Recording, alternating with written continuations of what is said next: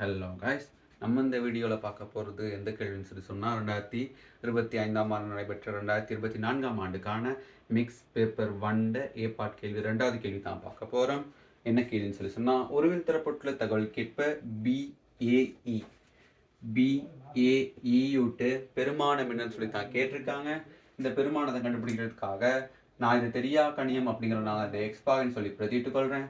அப்போ இது எக்ஸ்பாகை, இப்போ எக்ஸ்பாகை தான் நம்ம கண்டுபிடிக்க போகிறோம்.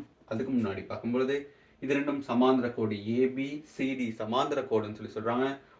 இரண்டு சமாந்திர கோடுகளை ஒரு குறுக்கோடு இடைவெட்டும் பொழுது 3 கோணங்கள் உருவாகும். ஒத்த கோணம், ஒன்றுவிட்ட கோணம், நேய கோணம் சொல்லிட்டு.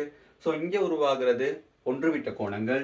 எது ஒன்றுவிட்ட கோணங்கள்னா இதுவும் ஒன்றுவிட்ட கோணம். அப்போ இது 40 பகையாக இருக்கும். அதுக்கப்புறம் நமக்கு இது தேவை, இதை கண்டுபிடிச்சிட்டோம். இப்போ இதை கண்டுபிடிக்கணும். இதை எப்படி கண்டுபிடிக்கணும்னா, ஒரு நேர்கோட்டில் அமைந்த அடுத்துள்ள கோணங்களின் கூட்டுத்தொகை 180 பகையாக இருக்கும். ஸோ இது 70 பகையாக இருந்தால் 180லேருந்து 70 போனால் 110 பகை. ஸோ இது 110 பகையாக இருக்கும். ஏபிங்கிறது ஒரு முக்கோணி ஒன்றின் அகக்கோணங்களின் கூட்டுத்தொகை 180 பகை.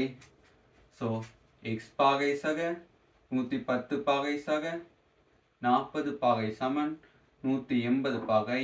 காரணம் முக்கோணியொன்றின் அகக்கோணங்களின் கூட்டுத்தொகை 180 பாகை.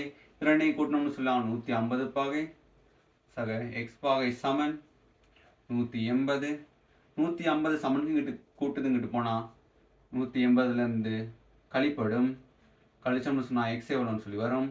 எக்ஸ் 30 பாகையாக அமையும். ஓகே தானே கைஸ்? ஓகே, அடுத்த வீடியோவில் சந்திப்போம். தேங்க்யூ.